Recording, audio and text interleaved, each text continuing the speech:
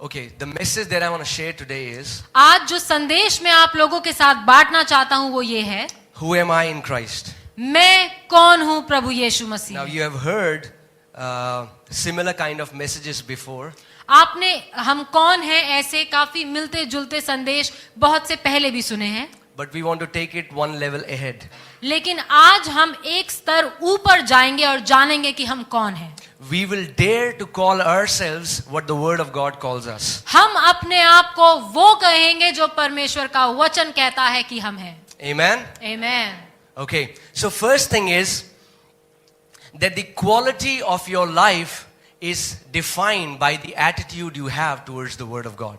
आप जिस तरीके का जीवन जी रहे हैं वो इस बात से पता चलता है कि आप परमेश्वर के वचन को कैसा लेते हैं? आप परमेश्वर के वचन को कैसे लेते हैं। Okay, the attitude you have towards the Word defines everything in your life. आप परमेश्वर के वचन को अपने जीवन में किस प्रकार ग्रहण करते हैं या किस प्रकार अपनाते हैं, ये आपका जीवन दर्शाता है। If you are living a defeated life, that is not because somebody has done witchcraft over you. यदि आप एक हारा हुआ जीवन जी रहे हैं, इसका मतलब ये नहीं है कि किसी ने आपके जीवन में कोई जादू टोना किया है, Or Satan is after your life. और या फिर शैतान आपके जिंदगी के पीछे पड़ा है। It is because you have not rooted and grounded yourself in the Word of God. जो कारण है कि आप एक हारा हुआ जीवन जी रहे हैं, कारण ये है कि आपने अपने आप को परमेश्वर के वचन में स्थिर नहीं किया है। Okay? The Word is Father speaking to us. ये जो वचन है ये पिता है जो हमसे बात कर रहा है। This is not a message of an ordinary book, ये किसी साधारण सी किताब का कोई संदेश नहीं है, but it is the Father speaking to us. लेकिन ये पिता है जो सीधा हमसे बात कर रहा है। If you want to live victorious every day in your life, यदि आप अपने जीवन में हर दिन जयवंत बनकर जीना चाहते हैं, then make a commitment today. तो आज आप एक बात का वायदा कर लीजिए। Make a commitment that I will just believe what the Word of God says. आप इस बात पर भरोसा करिए कि जो कुछ परमेश्वर का वचन कहता है मैं उस पर विश्वास करूंगा। I will not believe anything left, anything right. I will stick to the Word of God and just believe what the Word of God says. मैं ना तो इधर डगमगाऊंगा ना उधर, लेकिन सिर्फ जो परमेश्वर का वचन कहता है वही सत्य है और उसी पर मानूंगा। Whatever the Word of God says about me, I am going to believe it. जो कुछ परमेश्वर का वचन मेरे लिए कहता है, मेरे बारे में कहता है, मैं उस पर विश्वास करूंगा। Whatever the Word of God declares about my health, I am going to believe it. जो कुछ परमेश्वर का वचन मेरे स्वास्थ्य को लेकर घोषणा करता है, मैं उसी पर विश्वास करूंगा। Whatever the Word of God declares about my finances, I am going to believe it. मेरी आर्थिक स्थिति को लेकर जो कुछ परमेश्वर का वचन कहता है, मैं उसी पर विश्वास करूंगा। Amen? आमीन। The problem is that many people believe what they feel and not what the Word of God says. समस्या ये है कि लोग जो कुछ परमेश्वर का वचन कहता है उस पर विश्वास नहीं करते, लेकिन जो कुछ उन्हें लगता है या उनकी भावनाएं उनको कहती हैं वो उसके मुताबिक चलते हैं। So as long as their feelings are aligned to the Word, they receive the Word. But when their feelings are different from the Word, they choose to believe their feelings rather than the Word of God. इसीलिए लोग क्या करते हैं कि जब तक उनकी भावनाएं परमेश्वर के वचन के साथ मिली हुई हैं तब तक तो ठीक है, लेकिन जब उनकी भावनाएं परमेश्वर के वचन के साथ मेल नहीं खाते तो वो परमेश्वर के वचन पर विश्वास ना करके अपनी भावनाओं के मुताबिक चलते हैं। What I mean by that is, मेरा ये कहने से ये मतलब है, you get up one morning and you're feeling joyful.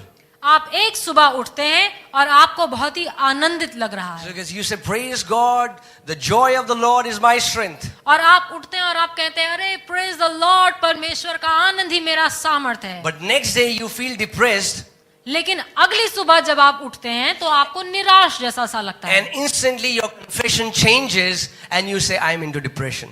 और उसी समय आपका जो मुंह का अंगीकार है वो बदल जाता है और आप कहते हैं कि आज मैं बहुत ही उदास हूं। You choose to believe your feelings rather than the truth. आप अपनी भावनाओं के मुताबिक चलना लोग अपनी भावनाओं के मुताबिक चलते हैं बजाय इसके कि वो सत्य पर विश्वास करें। Your life is going to change when you will receive the words of Bible as if Jesus walked into your room and was speaking to you. जिस दिन आप इस वचन के मुताबिक चलेंगे उस दिन आपका जीवन बदल जाएगा। ये ऐसा है जैसे कि स्वयं यीशु आपके कमरे में आकर आपसे बात कर रहा हो। Okay? Because you read it from a book, we don't understand the importance, don't understand the spiritual worth it has. और क्योंकि हम ये सब कुछ एक किताब में पढ़ते हैं इसीलिए हमें उसकी जो आत्मिक मूल्य जो है उसका वो पता नहीं चलता। Let's open our Bibles. Hebrews chapter 4 verses 12. इब्रानियों 4:12 को हम खोलेंगे। Hebrews chapter 4 verses 12. Now we are just starting this series. This is the first part. हम ये एक सीरीज को शुरू कर रहे हैं और ये उसका पहला भाग है। This is a very deep series and I cannot cover all of it in one series. So we will go after series after series. और ये जो संदेश जो मैं आज देना चाहता हूँ ये बहुत बड़ा है और ये एक दिन में खत्म नहीं हो सकता, इसलिए हम इसको कुछ भाग में रखेंगे। Okay. So the word of God tells us in Hebrews 4:12 और परमेश्वर का वचन इब्रानियों 4:12 में हमें बताता है that the word of God is alive and powerful. क्योंकि परमेश्वर का वचन जीवित और प्रबल है। It is alive. वो जीवित है। Although it looks like a simple book, हालांकि ये दिखने में एक साधारण सी किताब लगती है it is alive. लेकिन ये जीवित है। You can keep a novel beside your Bible. आप एक नॉवल को अपनी बाइबल के साथ रख सकते हैं। There are two kinds of books in front of you. आपके सामने दो तरीके की किताबें हैं। One is a book that is breathing and is alive. एक किताब है जो सांस ले रही है, जो जीवित है। A book that is watching, that is listening, and that is discerning the intent of your heart. एक ऐसी किताब जो देख रही है, सुन रही है और आपके मन के हर एक उद्देश्य को भी जांच रही है। Then there is another novel that is dead. और उसी के साथ में पड़ा एक नॉवल है जो मरा हुआ है। And it's so sad और ये बहुत ही दुख की बात है that people will spend hours and hours reading some literature that is dead, has no life and give no life to them. और ये दुख की बात है कि लोग घंटों और घंटों बिता देते हैं अलग अलग तरीके की किताबें पढ़ने में, जो किताबें जो मरी हुई हैं, जो बात नहीं करती हैं आपसे। Any literature that you read which does not have the word of God in it is dead. ऐसी कोई भी किताब जो आप पढ़ते हैं जिसमें परमेश्वर का वचन नहीं, वो एक मरी हुई पुस्तक है। Okay? And when you will read those dead books, you will start to act like dead people. और जब आप ऐसी पुस्तकें और ऐसी किताबें पढ़ना शुरू करेंगे जिनमें कोई जीवन नहीं, तो आप भी वैसा ही एक जीवन बिताएंगे। And then your confessions will be like those who are dead. और फिर जो आपके मुंह का अंगीकार है वो भी किसी जीवित व्यक्ति की तरह नहीं, पर एक मरे हुए व्यक्ति की तरह आपके मुंह का अंगीकार होगा। Oh, I am good for nothing. ओ, मैं तो किसी भी चीज के लिए अच्छा नहीं, Nobody loves me. मुझसे कोई प्यार नहीं करता। I don't know what will happen in my future. ओ, मैं नहीं जानता मेरे भविष्य में मेरे साथ क्या होगा। When you speak these kind of things, every time you are becoming a liar because you are speaking against the word of God. जिस समय आपके मुंह के अंगीकार ऐसे होते हैं, आप उस समय एक झूठ हैं, क्योंकि आप वो बातें नहीं बोल रहे जो परमेश्वर का वचन आपके लिए कहता है। Are you getting it? आप समझ रहे हैं? Okay. So the Bible is alive. Bible जीवित है। Okay? Okay, let's read the full scripture. आइए हम इस पूरी आयत को पढ़ेंगे। क्योंकि परमेश्वर का वचन जीवित और प्रबल और हर एक दो धारी तलवार से भी बहुत चौखा है और प्राण और आत्मा को और गांठ गांठ और गूदे गूदे को अलग करके आर पार छेदता है और मन की भावनाओं और विचारों को जांचता है। Okay. So we think that we are reading the Bible. हमें लगता है कि हम बाइबल पढ़ रहे हैं, But before we read the Bible reads us. लेकिन इससे पहले कि हम बाइबल पढ़े, बाइबल हमें पढ़ती है। And if we open the Bible with a wrong intent, the Bible is going to shut all the revelations. यदि हम इस बाइबल को खोले एक गलत उद्देश्य के साथ, तो जितने प्रकाशन इसमें है वो हमारे लिए छिप जाएंगे. Sadducees and Pharisees were reading Torah, which talked about Jesus all the time. जो सदूकी और फरीसी थे वो तोरा को इतना पढ़ते थे जिसमें यीशु मसीह के आने के बारे में लिखा था.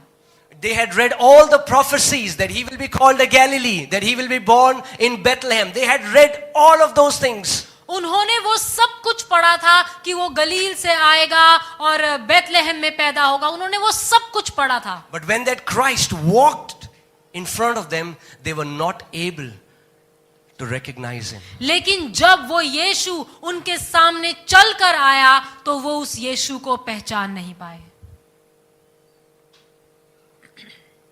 The word of God is living. परमेश्वर का वचन जीवित है. It has eyes, it discerns your heart. इसके पास आंखें हैं और ये आपके मनों के उद्देश्य को जांचती और परखती है. Amen, church? Amen. Amen? Amen. This is not a religious book ये कोई धार्मिक किताब नहीं है that you will just mug it up and you will become religious. Maybe people will think that you are religious. और इसका मतलब ये नहीं कि आप बस इसको याद कर लें और इसको बोलते रहें. You know, you can mug up all the scriptures, but if you don't have the revelation, आप इनके सारी आयतों को याद कर सकते हैं, लेकिन यदि उन आयतों का इस वचन का यदि आपको प्रकाशन नहीं है, then it won't benefit you. तो इससे आपको कोई फायदा नहीं होगा. Are you with me, church? आप समझ रहे हैं? Okay. Let's go to Romans chapter 10 verses 8. Romeo 10:8 पर हम चलें. Romans 10:8. Romeo 10:8. Romans 10:8 tells us that the word of God which Paul preached was the word of faith.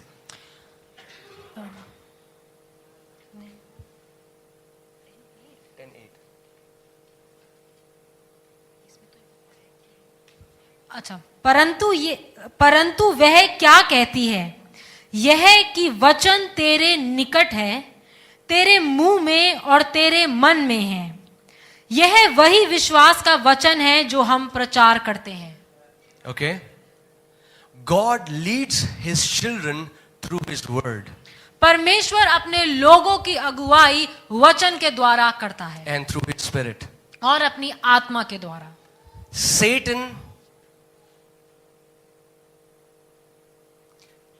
Satan compels people through what they feel. शैतान लोगों को उनकी भावनाओं, वो ये हमेशा ये कोशिश करता है कि लोग अपनी भावनाओं के चलाए चलें. God will lead you through his word and through his spirit. परमेश्वर हमेशा अपने लोगों की अगुवाई करेगा अपने वचन और अपने आत्मा के द्वारा. Satan will rule people through their senses. लेकिन शैतान की कोशिश हमेशा ये रहती है कि लोग परमेश्वर के वचन और आत्मा पर नहीं, लेकिन अपनी 5 इंद्रियों या अपने भावनाओं के अनुसार चलें. What I mean by that is, God wants you to believe what his word says. Satan wants you to believe what you feel. इसका मतलब यह है कि परमेश्वर चाहता है कि आप विश्वास करें कि उसका वचन क्या कहता है और उस हिसाब से अपना जीवन जिएं. लेकिन शैतान की कोशिश हमेशा यह है कि आप अपनी भावनाओं के अनुसार चलें, जैसा आपको लगता है वैसा. So what happens? Suppose if you are feeling joyful, you say, "Praise God, I am in joy." उदाहरण के तौर पर जैसे कि यदि आप बहुत आनंद में हैं तो आप कहेंगे कि ओ प्रभु का धन्यवाद हो, मैं बहुत आनंद में हूं. So God will say, "You are not in joy because you are feeling joy. You are in joy because my word declares so." और प्रभु कहेगा कि तुम आनंदित इसीलिए नहीं हो क्योंकि तुम्हें आनंदित लग रहा है, लेकिन आनंदित इसीलिए हो क्योंकि मेरा वचन कहता है. God wants to bring us out from the realm of senses, and God wants to put us to a place where we will believe his word, whatever his word says. परमेश्वर चाहता है कि हमें वो उस जगह से निकाले जहां पर हम अपनी भावनाओं के अनुसार चलते हैं और हम उस सिर्फ उसके वचन के अनुसार चलें. Amen. Amen. So the truth in our life will be not what we feel, but the truth in our life is what the word of God declares it to be. जो सच है हमारे जीवन में वो नहीं जो हमारी भावनाएं हमें बताती या हमें कहती हैं, लेकिन जो कुछ परमेश्वर का वचन हमारे बारे में कहता है वही सत्य है. Okay? So I am not healed because I am not going to the doctors and not eating any medicine. I am healed because the Bible says by his stripes I am healed. मैं चंगा हूं इसीलिए नहीं क्योंकि मैं doctor के पास नहीं जा रहा और दवाइयां नहीं खा रहा, लेकिन मैं चंगा इसीलिए हूं क्योंकि परमेश्वर का वचन इस बात की घोषणा करता है कि यीशु के कोड़े खाने से हम चंगे हो चुके Are you हैं. getting it, church? आप समझ रहे Many हैं? people think they are healed because they are not eating medicine. No, that is not why you are healed. You are healed because Bible declares you are healed. कई लोग ये सोचते हैं कि हम चंगे इसीलिए हैं क्योंकि हम दवाइयां नहीं खा रहे, लेकिन ये सच नहीं. आप चंगे इसीलिए हैं क्योंकि यीशु के कोड़े खाने से आप चंगे हुए हैं. Many people think I am rich because I have lot of money in my account. No, you are not rich because you have money in your account. You are rich because Bible says Jesus became poor, so by his poverty you might become rich. कई लोग सोचते हैं कि हम अमीर इसीलिए हैं क्योंकि हमारे पास बहुत पैसा है, लेकिन ये सच नहीं. आप अमीर इसीलिए हैं क्योंकि यीशु हमारे लिए गरीब बना ताकि उसकी गरीबी से हम धनवान हो Are जाएं. you getting it, church? आप समझ रहे हैं? It does not depend at all what you are feeling or what you are going through. इस बात से कोई फर्क नहीं पड़ता कि आपको कैसा लग रहा है या आपकी भावनाएं क्या कहती हैं. Bible says the word of God is eternal, it never fails. Hallelujah. परमेश्वर का वचन कहता है कि उसका वचन सत्य है और अनंत है, वो कभी नहीं हारता. Amen? Amen. Amen? To understand who we are, ये समझने के लिए कि हम कौन हैं, we have to understand who Jesus is. हमें ये समझना जरूरी है कि यीशु कौन है. Because until we understand who he is, we will never understand who we are. क्योंकि जब तक हम ये नहीं समझेंगे कि यीशु कौन है, हम कभी ये नहीं समझ पाएंगे कि हम कौन हैं. And until you understand who Jesus is, you will never understand the nature of Father. और जब तक आप यीशु मसीह को नहीं समझेंगे, तब तक आप पिता के स्वभाव को भी नहीं जान पाएंगे. Are you getting it, church? आप समझ रहे हैं? To understand the Father's heart, you have to know who Jesus is. पिता के हृदय को जानने के लिए जरूरी है कि आप जाने कि यीशु कौन है. Jesus said, no one knows the Father except the Son who came from the bosom of Father. यीशु ने कहा कि कोई भी पिता को नहीं जानता सिवाय बेटे के. What does that mean? इसका मतलब क्या है? That means Abraham never knew the Father. इसका मतलब अब्राहम को नहीं पता था कि पिता कैसा है. Now that will be very offending for some people, हो सकता है कि कुछ लोगों को ये बात सुनने में बहुत अजीब लगे, especially religious people, but I don't care. So Abraham never knew the heart of Father. Abraham ने कभी भी पिता के हृदय को नहीं जाना. He had a glimpse of who Father was. उसके पास एक हल्की सी झलक थी कि पिता कैसा है. David never had the full revelation of Father. Dawood के पास पिता का पूरा प्रकाशन नहीं था. Elijah, Elisha, Daniel, all these people, no matter how great they were, they never knew Father's heart. एलिया, एलीशा, दानियल, फर्क नहीं पड़ता कितने बड़े बड़े भविष्यद्वक्ता थे, लेकिन इनमें से किसी के पास पिता के हृदय का वो प्रकाशन नहीं था. Only Jesus knew who Father is. सिर्फ और सिर्फ यीशु को पता था कि पिता कैसा है. And he came and he revealed the Father to us. और वो आया और उसने उस पिता को दर्शाया कि वो कैसा है. Amen? If you want to know the character of God, see the character of Jesus, because it's the express image of the Father. यदि आप जानना चाहते हैं परमेश्वर को कि वो कैसा है, तो यीशु को देखिए, क्योंकि यीशु बिल्कुल वो सिद्ध उदाहरण है कि पिता कैसा है. Father is God unrevealed.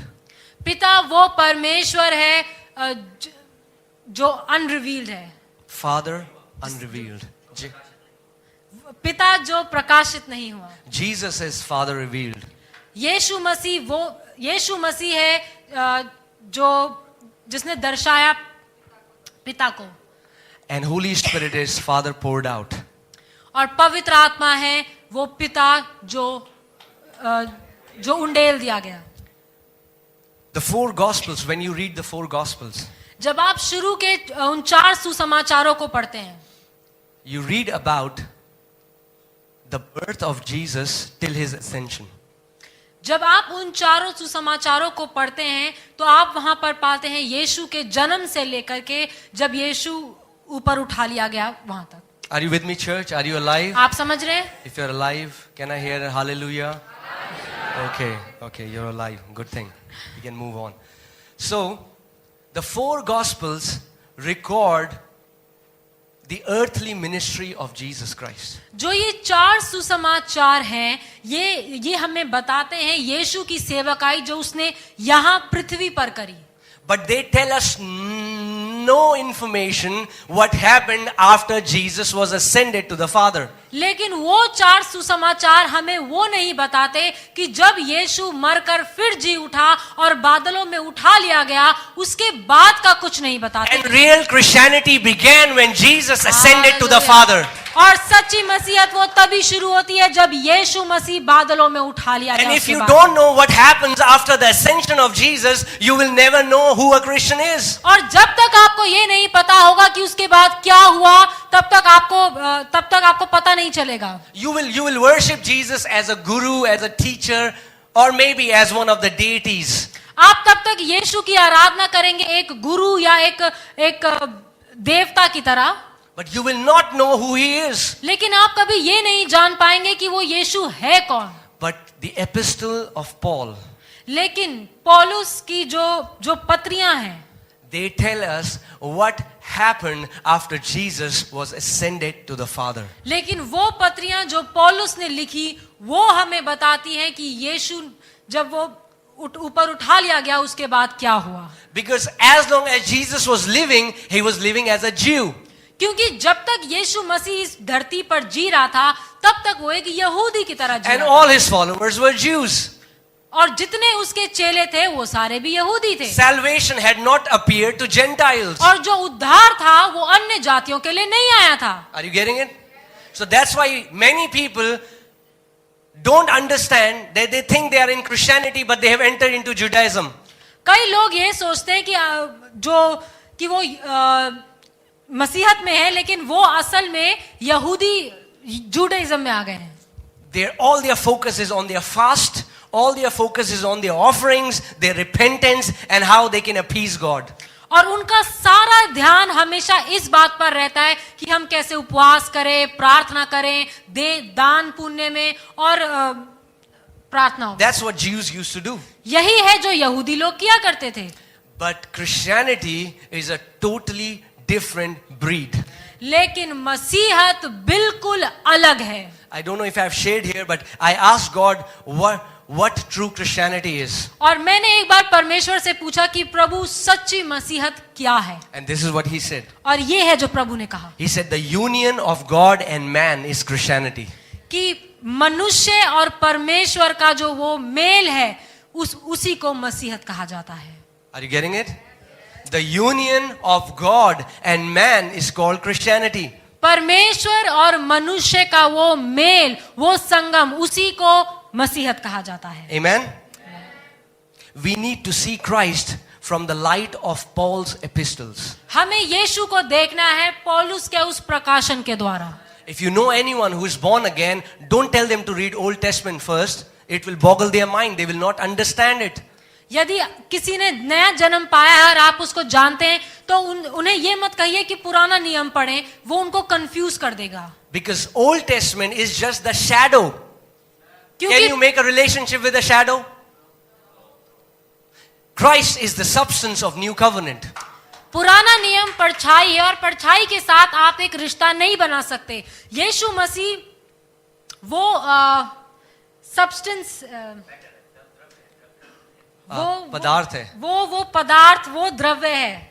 पदार्थ है। It's the substance. It's the substance. वो यीशु मसीह वो पदार्थ है। Okay? खाद्य पदार्थ नहीं। खाद्य पदार्थ भी है, you know, he is the bread of life. We ate him and we have life. Okay? So first you have to have new covenant mentality to walk like conquerors. सबसे पहले जयवंत तरीके से जीने के लिए जरूरी है कि आप जैसा नया नियम कहता है वैसे सोचें। Christianity is no good if you came out of one religion and then you entered into another religion. मसीहत ये नहीं है कि आप एक धर्म से आए और दूसरे धर्म में चले गए। Okay, I was better a Hindu then. तो फिर तो मैं हिंदू ही अच्छा था। Okay, but Christianity is a generation of new species of people walking on this planet who have become one with God. लेकिन मसीहत एक ऐसी पीढ़ी है जो परमेश्वर के साथ एक हो गई है और अब इस पृथ्वी पर चल रही है। Amen? Amen? Are you getting it, church? I hope it's not complicated. आपको समझ में आ रहा है? Okay. True Christianity began after Christ was ascended to the Father, because after he was ascended, he offered his blood, which the Father accepted, and then our sins were forgiven. We received the remission of sins. Hallelujah. सच्ची मसीहत तब शुरू होती है जब यीशु मसीह बादलों में ऊपर उठा लिया गया और उसने अपना लहू पिता को समर्पित किया और यीशु ने उस बलिदान को ग्रहण किया और हम उसके सामने माफ किए गए, पवित्र ठहराए गए। Amen? Amen. So many Christians know Christianity from cross, from Jesus' birth till the cross. और कई लोग सोचते हैं कि जो मसीहत है वो यीशु के जन्म से लेकर के सिर्फ क्रूस तक है And that's where they focus. और उसी पर वो सिर्फ ध्यान लगाते हैं। Every Christmas they will sing about baby Jesus. Her Christmas पर वो उस बच्चे यीशु के बारे में गाने गाएंगे। Okay, I want to tell you, Jesus is not baby anymore. मैं आपको एक बात बता दूं, यीशु मसीह कोई अब बच्चा नहीं है। He is Almighty God who sits on a throne and is ruling and reigning this universe. यीशु मसीह अब उस सिंहासन पर बैठा राज कर रहा है। Amen? Amen. So shift your focus, church. अपने ध्यान को हटाइए। Okay? Shift your focus from his birth till his cross. अपने ध्यान को सिर्फ उसके जन्म से लेकर के क्रूस पर से हटाइए। The real Christianity starts from the cross and goes till the throne. सच्ची Amen? मसीहत शुरू होती है उस क्रूस से लेकर के उस सिंहासन तक। Cross is not the symbol of Christianity. जो क्रूस है वो मसीहत का कोई सिंबल नहीं है, कोई चिन्ह नहीं है। Please don't get offended. बुरा मत मानिएगा, Even if you do, I don't care. और यदि आप बुरा मान भी जाएं तो मुझे परवाह नहीं। Cross is not the symbol of Christianity. Throne is the symbol of Christianity. जो क्रूस है वो मसीहत का कोई चिन्ह नहीं, लेकिन हाँ सिंहासन जरूर है। Because cross represents death and throne represents ruling and reigning. Adam was made to rule and reign on this planet. Hallelujah. जो क्रूस है वो दर्शाता है मृत्यु को यीशु की, लेकिन सिंहासन दिखाता है राज करने को, और आदम को इसीलिए बनाया गया ताकि वो अधिकारी बने और राज